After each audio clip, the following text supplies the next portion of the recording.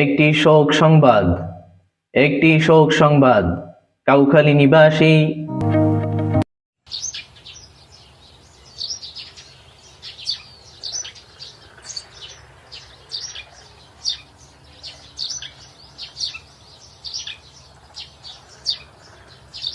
আসসালামু আলাইকুম হাসিব ভাই। ওয়ালাইকুম আসসালাম। কেমন আছেন? জি আলহামদুলিল্লাহ, হুজুর ভালো আছেন? আলহামদুলিল্লাহ। একটু আসেন এদিকে কথা বলি। আচ্ছা হুজুর। বসেন একটু এই জায়গায়। আর কইেন না, সারাটা দিন কাজ করতে করতে শেষ। বল, এই নাড়াটা সব বানলাম। যে কি অবস্থা, আপনাকে তো এখন আর মসজিদে পাওয়া যায় না। আর কইেন না হুজুর, এই যে নাড়া দেখেন, এই সব নাড়া বানছি, বাইন্দে টাইন্দে ভাত খাইতেও যাইতে নেই হুজুর। এই পানি ঠিকই মনে করেন দিনটা কাটান লাগে। জম্মের কাম কাম করতে করতে শেষ। আর কি করবো? তো আজকে জোহরের নামাজ পড়া হয়েছে? না, চাইতে পারি নাই আসলে, চাইতে পারি নাই। কি করবো? এই যে নারা দেখছেন, এই বানছি, এই যে বরাবর এই আইল কুফান লাগবে, এই যে কুফাইয়া ওই পাশে ফুইয়েছে, ওই জায়গায় পানি দেওয়া লাগবে। এই জন্য আর যাইতে যেতে পারি নাই। এই হুজুর মাগরিবের সময় যাবো, মাগরিবে যাবো, আপনাকে দেওয়া যায় না। ভাই শুধু কাজ কাম করলেই কি হবে? নামাজ কালাম পড়া লাগবে না? হুজুর দেখি যাবো, এই কাজ কাম করে যে সময় পাওয়া যায় না। এই কাজ করে ফজরের সময় ঘুমতেই সারাদিন কাম হবে, আর সময় পাই না। এই চেষ্টা করবো যাওয়ার জন্য। আপনি তো সবসময়ের জন্যই বলেন যে যাবেন যাবেন, আপনাকে তো দেখাই যায় না মসজিদে। আপনারা তো বুঝবেন না, কাজ কাম যাগো আছে এরা বোঝে। দেখেন কত মানুষ না খাইয়ে আছে, ইংরেজি দিয়ে খালি কাম হতেই আছে। এই কাজ কামের জন্য অনেক ব্যস্ত থাই।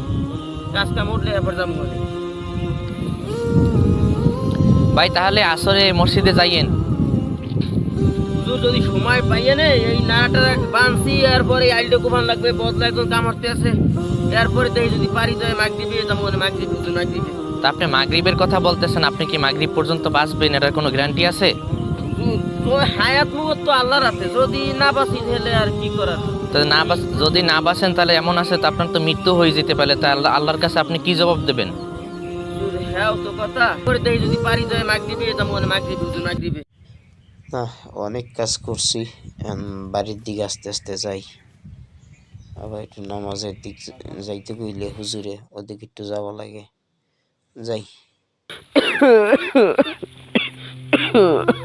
হঠাৎ শরীরটা তো খারাপ লাগে, কি হুজুরে কইয়ে গেলে বুঝতেছ না। বুকটার ভিতরে খুব ব্যথা করতেছে। আল্লাহ, নামাজ পড়তে গেলাম না, আসলে মাগরিবে যাবো, কিন্তু অবশ্য ভালো লাগে না।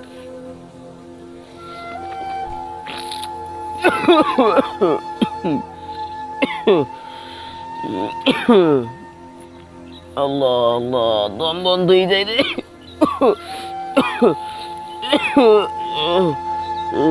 আল্লাহ,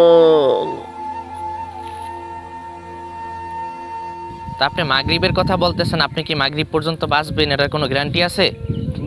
তো হায়াত মুহূর্ত তো আল্লাহর হাতে, যদি না বাঁচি তাহলে আর কি করা। এজন্য সম্মানিত হাজিরিন, নামাজ কোনোভাবেই ছাড়া যাবে না, নামাজকে বিলম্ব করে আদায় করা যাবে না। নামাজ যথাসময় আউয়াল ওয়াক্তে সবসময়ের জন্য সালাত আদায় করতে হবে। এই সালাত এতটা গুরুত্বপূর্ণ জিনিস যে একটা মানুষ ঈমান আনার পরেই এই সালাতকে তার আদায় করা তার উপরে ফরজ হয়ে যায়। কোনোভাবে সে যেন সালাত না আদায় করা থেকে বিরত না থাকে। জি বলেন। আমাদের পাশের বাসা, পাশে যে এসে না কাজ করে জমিতে, জি জি, আজকে দুপুরবেলায় মারা গেছে, মাইকে জানাই। ইন্না লিল্লাহি ওয়া ইন্না ইলাইহি রাজিউন। আচ্ছা ঠিক আছে, আপনি বসেন। যে দেখেন, এই যে লোকটার কথা শুনলেন, এই লোকটাকে আমি জোহরের পরে যে সালাতের জন্য বলে আসছি, সে বলছিল যে মাগরিবে আসবে। দেখেন, সে মাগরিবের নামাজের আগেই সে দুনিয়ার থেকে বিদায় নিয়ে চলে গেছে।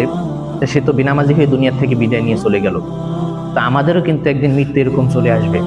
এই জন্য সম্মানিত হাজিরিন, আমরাও যেন ঠিক মতন ঠিক টাইমে যেন যখনই আজান হয়ে যাবে তখনই যেন সালাত আদায় করে নিই।